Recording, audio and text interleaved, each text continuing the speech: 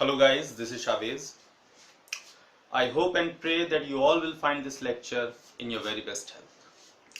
With the blessings of respected Principal Ma'am Dr. Rampu and respected Senior Lecturer Ma'am. Today we all are gonna learn about article part 2. Since we have gone through many fundamental rules of the article and your response towards the topic has been unprecedented. Today I am trying to make you acquaint with the cautions and exceptions related to the topic article. So without saying more, I'm gonna start my topic. So let's start. Rule हमारा कहता है if a noun is placed after many rather quite such many women would welcome such a chance it was quite an impossible task. कहने का मतलब ये है जब आपके सेंटेंस में मैनी रादर क्वाइट सच ऐसे शब्दों का यूज दे रखा होगा तो वहां पर आपको सिंगुलर नाउन से पहले इनडेफिनिट आर्टिकल ए अथवा एन का यूज करना होगा। एग्जाम्पल के तौर पे हमने देखा ही है many a woman would welcome such a chance. सच यहां दे रखा है, चांस हमारा सिंगुलर नाउन है, उससे पहले हमने इनडेफिनिट आर्टिकल ए का यूज कर लिया। उसी तरह से it was quite an impossible task, यहां पर क्वाइट दे रखा है, टास्क हमारा सिंगुलर नाउन है और हमने वहां पर उससे पहले इनडेफिनिट आर्टिकल एन का यूज कर लिया। नेक्स्ट देखते हैं when a verb is used as a noun. ये बहुत इंपॉर्टेंट है। यहां पर आप देखेंगे कि एक वर्ब को नाउन के रूप में किस तरह से इस्तेमाल किया गया है।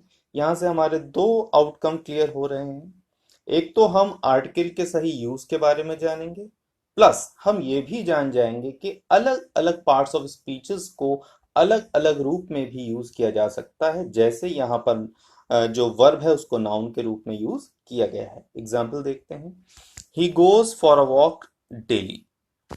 वॉक यहाँ पर एक वर्ब है जिसे नाउन की तरह यूज किया गया है, दिया है walk used as a noun. तो यहाँ पर कहने का मतलब यह है कि यहाँ पर भी आपको जब आपका वर्ब नाउन की तरह यूज होगा तो उससे पहले आपको इंडेफिनिट आर्टिकल लगाना पड़ेगा। नेक्स्ट भी देख लेते हैं, he has gone for a ride. Ride भी यहाँ पर एक वर्ब है जो नाउन की तरह यूज हुआ है और उससे पहले भी हम यहाँ पर इनडेफिनिट आर्टिकल ए का यूज कर रहे हैं। कहने का मतलब फिर से वही हो जाएगा, जब हम वर्ब को नाउन की तरह यूज करेंगे तो हमें उससे पहले इनडेफिनिट आर्टिकल ए या एन का यूज करना होगा। कॉशन, सावधानियां, ये एहतियात बहुत जरूरी है कि हमें क्या क्या एहतियात बरतनी है, ये देखना बहुत जरूरी है। ए अथवा an is not used before a plural noun. हमेशा ध्यान रखिए ए और एन, ये जो इनडेफिनिट आर्टिकल हैं, इनका यूज कभी भी आप प्लूरल नाउन से पहले नहीं करेंगे। ये बात अपना जो स्ट्रक्चर आपने माइंड में बनाया है उसमें प्रिजर्व कर लीजिए। सेकंड है ए और an is not use before a proper noun except in exceptional cases. A और एन या इंडेफिनिट आर्टिकल का यूज आप प्रॉपर नाउन में भी नहीं करेंगे। प्रॉपर नाउन मतलब किसी के नाम से पहले नहीं करेंगे, एक्सेप्ट इन एक्सेप्शनल केसेस, कुछ अपवाद वाले मामलों को छोड़कर, जो मैं आपको पिछले लेक्चर में क्लियर करा चुका हूं, जिस पर हमने ए किशोर कुमार, ए मनीष, ए शेक्सपियर, ए हिटलर, इनके ऊपर जिक्र किया था। थर्ड वन है ए और an is not use before uncountables in general. अगर आप अनकाउंटेबल नाउन ले रहे हैं जनरल सेंस में तो वहां भी आपको ए और एन का यूज नहीं करना पड़ेगा। जैसे कि बॉयज में बोलता हूं तो ए बॉयज हम नहीं बोल सकते, बहुत सिंपल सी चीज है, there is nothing new. Next देखते हैं हम लोग। नेक्स्ट है the is use before the names of persons in plural. यहां पर्सन का मतलब हो गया फैमिली। अगर आप किसी व्यक्ति विशेष के नाम से पहले दा लगा रहे हैं तो ये मान लीजिए कि वो अपने पूरे परिवार को डिनोट कर रहा है, अपने पूरे परिवार का प्रतिनिधित्व कर रहा है, जैसे the Raymond's, the Ambanis, the Birlas. जब हम द अंबानीज बोलते हैं तो वो पूरे ही अंबानी समूह की हम बात कर रहे हैं, अंबानी परिवार की बात कर रहे हैं। द बिरलाज हम बोलते हैं तो वहां पूरे बिरला परिवार की बात कर रहे हैं। नेक्स्ट है before a proper noun only when it is qualified by an adjective. हम डेफिनेट आर्टिकल द का यूज कर सकते हैं प्रॉपर नाउन से पहले भी, अगर वहां पर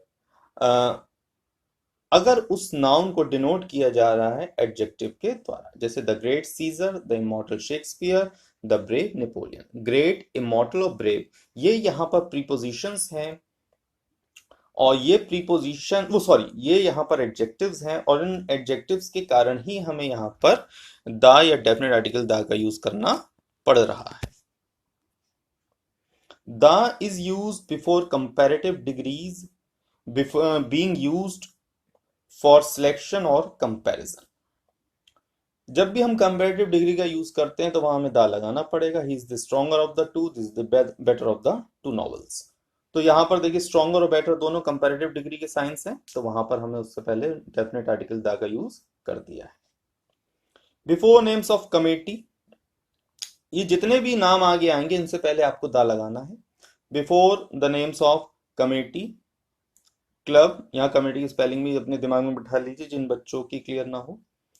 club, foundation and trust, the lions club, the rotary club, the United Nations, the WHO, World Health Organization, the Ford Foundation, the Rajiv Gandhi trust, etc. इन सबसे पहले हमें दा लगाना होगा, ये अच्छा पॉइंट है। When abstract noun, पहले तो ये समझ लीजिए कि abstract noun से पहले कोई भी आर्टिकल यूज नहीं होता है, whether it is an indefinite article or definite article. You are not supposed to use article before abstract nouns. Now see the exception. When abstract nouns instead of referring qualities, जब आपके वाक्य में abstract noun दिया गया हो instead of referring qualities, लेकिन वो quality को रेफर कर रहा हो, express person or things possessing such qualities or express qualities of definite objects, जब वो ऐसे व्यक्ति की बात कर रहा हो जो वो एब्स्ट्रैक्ट क्वालिटीज रखते हो, they are preceded by article, तो वहां पर आपको आर्टिकल का यूज करना पड़ेगा। एग्जाम्पल से बिल्कुल क्लियर हो जाएगा। She possesses the cunningness of a fox. यहां कनिंगनेस क्या है? एब्स्ट्रैक्ट नाउन है, लेकिन ये साथ ही साथ यूज हुआ है एडजेक्टिव के रूप में। ये कहीं ना कहीं फॉक्स की आपको क्वालिटी बता रहा है। तो जब एब्स्ट्रैक्ट नाउन को आपने एडजेक्टिव में तब्दील कर दिया तो वहां पर आपने उससे पहले दा का यूज कर लिया। दिया है इन्होंने, here cunningness refers the quality of a definite object that is fox. यहाँ कनिंगनेस जो है वो एक ऑब्जेक्ट फॉक्स जो है सेंटेंस में उसकी क्वालिटी को डिनोट कर रही है, यानी एडजेक्टिव बता रही है, इसलिए आपने उससे पहले दा का यूज कर लिया। He is a justice of peace. Justice stands for जज। यहाँ जस्टिस का मतलब हो गया है कि जस्टिस यहाँ एक जज को डिनोट कर रहा है, जज की क्वालिटी बता रहा है। जस्टिस आपका एब्स्ट्रैक्ट नाउन है, पहले आप कर चुके हैं, जस्ट का जस्टिस आपने बनाया था।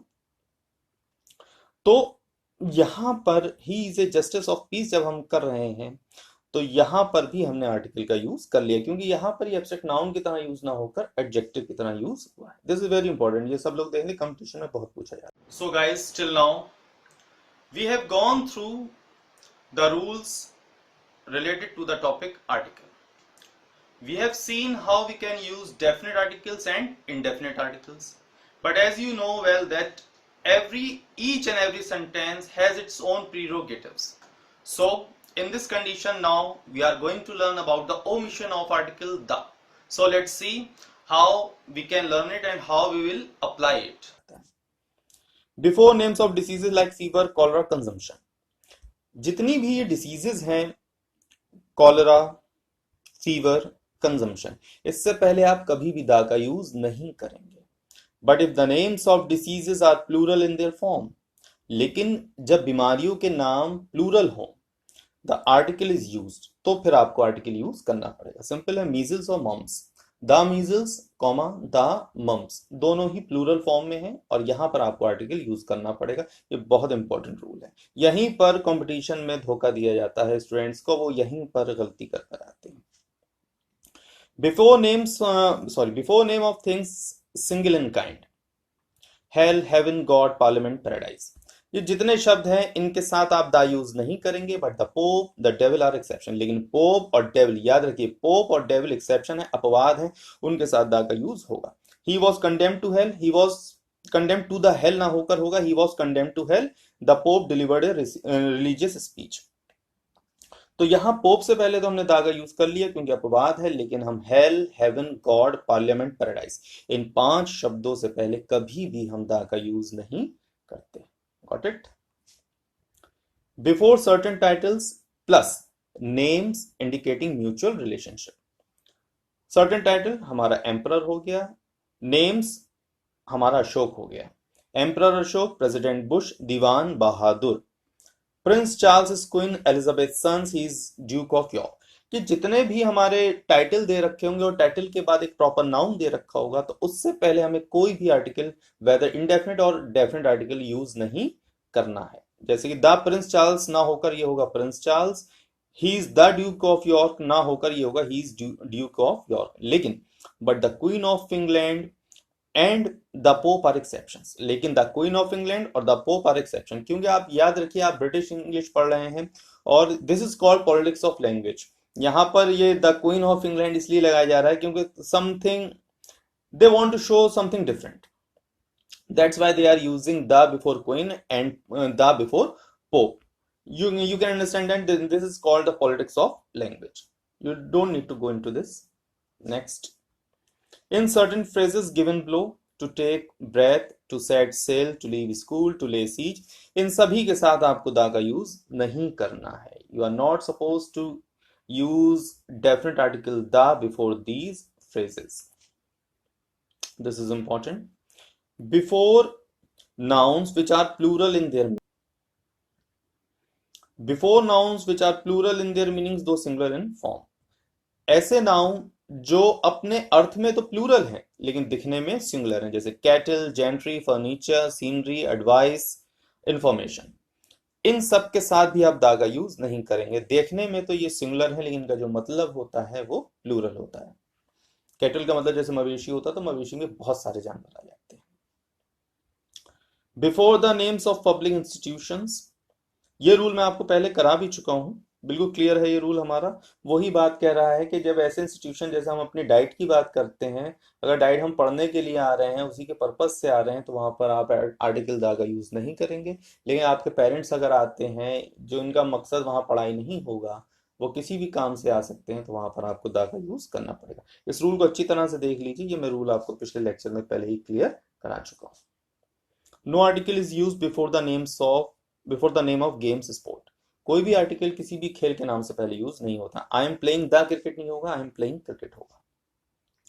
No article is used before a noun when it is preceded by distributive adjective. या डिस्ट्रीब्यूटिव एडजेक्टिव समझ लीजिए क्या होता है। डिस्ट्रीब्यूटिव एडजेक्टिव होते हैं आपके एवरी, ईच, नाइदर, आइदर, ये सभी आपके डिस्ट्रीब्यूटिव एडजेक्टिव होते हैं। और यहां दे रखा है every student got a prize, इससे पहले भी कोई भी आर्टिकल यूज नहीं होगा। नेक्स्ट देखते हैं names without the. If the names of places, specially names of important buildings and institutions consist of 2 words, अगर किसी स्थान विशेष के नाम, नेम ऑफ इंपॉर्टेंट बिल्डिंग्स, चाहे वो किसी इमारत के महत्वपूर्ण इमारत का नाम हो, एंड इंस्टीट्यूशन या किसी महत्वपूर्ण संस्थान का नाम हो, कंसिस्ट ऑफ 2 वर्ड्स, जो 2 शब्दों से बना हो। First word is the name of a person और प्लेस, पहला शब्द किसी व्यक्ति का नाम या स्थान का नाम हो। We do not use the before such names usually, तो हम आम तौर पर यानी 95% केसेस में हम वहां पर द का यूज नहीं करते हैं। जैसे कि एग्जाम्पल दे रखे हैं Delhi airport, the Delhi airport हम नहीं बोलेंगे।